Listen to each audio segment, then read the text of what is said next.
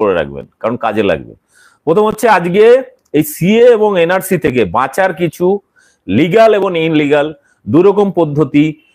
যেগুলো দীর্ঘদিন এই বিষয় নিয়ে কাজ করতে গিয়ে আসামের অভিজ্ঞতা থেকে শুরু করে ভারতবর্ষের বিভিন্ন প্রান্তে বাংলাদেশি তকমা দিয়ে যাদেরকে জেলায় পড়া হয়েছে, বিভিন্ন কেস কামারি থেকে যে অভিজ্ঞতা এসেছে, বিভিন্ন মানুষ কিভাবে ফেস করেছেন এই বাংলাদেশি তকমা থেকে বাঁচার উপায়, পাসপোর্ট থেকে শুরু করে বিভিন্ন ডিপার্টমেন্টে বিভিন্ন কাগজপত্র করতে গিয়ে মতুয়া সম্প্রদায়ের বা দেশভাগের বলি হওয়া মানুষের কারোর যদি কোনো সমস্যা হয়ে থাকে সেগুলো কিভাবে ফেস করেছে অনেক মানুষ, তাদের সেই সমস্ত অভিজ্ঞতা থেকে কিছু কিছু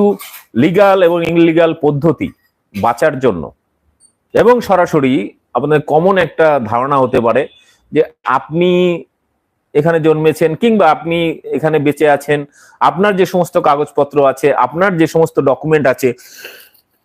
প্রায় একই ডকুমেন্ট আপনার প্রতিবেশী একজন